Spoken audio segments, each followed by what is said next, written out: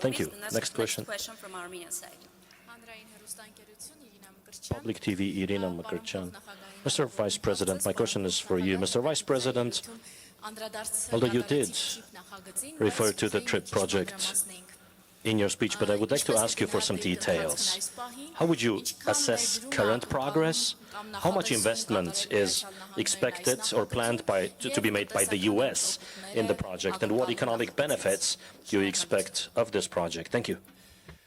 Well, in terms of the amount of investment, we've talked to a number of partners in the region, but also across the world who are very interested in it. They think that it's a very fertile investment opportunity. We actually spent a fair amount of time talking today about how we could make things go faster. I think the Prime Minister wants things to go as fast as possible because, again, this interconnectedness, this economic development is good for prosperity, but it's also good for peace.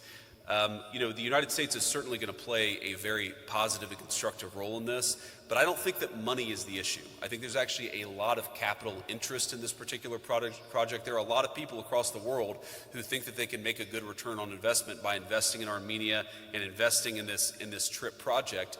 I think the question is really, how do we get the peace deal into a good next phase? How do we keep the Prime Minister in a good place where he can start to focus on the future? I know he has an election coming up. I won't talk about that, but to the extent my endorsement means anything, he certainly has it, because this is a guy who can build the long-term partnership to make this kind of a thing stick. This has not happened overnight, but I think we've already made great progress in just the months since August 8th.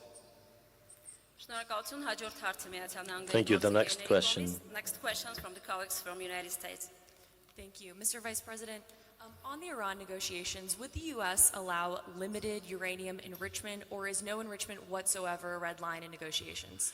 Well, I think the president's going to make the ultimate determination about where we draw the red lines in the negotiations. If you go back to the original negotiation that happened between us and the Iranians, the president was trying very, very hard to actually strike a constructive deal that would have been good for the United States. But frankly, the entire administration agreed if the Iranians were smart enough to have made that agreement, then it would have been good for them too. We're obviously much more focused tonight on the issues related to U.S. Armenia cooperation, but I'll let the president speak to exactly where he wants to set the lines of negotiation. As you guys know, he typically does that privately. He doesn't announce what he's going to do in a negotiation because he thinks that it constrains him in private. He's going to have, I think, a lot of good conversations with his team and with others in the days and weeks to come.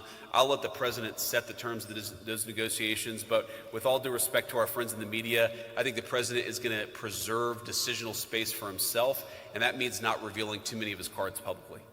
I have one more follow-up on the Iran negotiations. Has the violent crackdown of protesters in Iran been part of those negotiations? Does the U.S.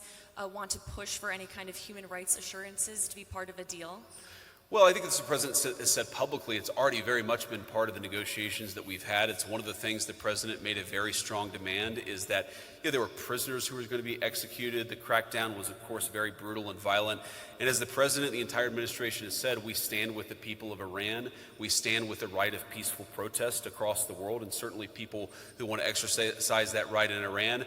But absolutely, the president has made that part of the conversations that he's had, not just with the Iranians, but with people all across the region. I'm sure that will continue. And another question from Armenian side. Thank you. Armen Press News Agency, Anna Kazarian. Mr. Prime Minister, you said in your statement, after the documents signed on August 8, up to now, how much work has been done.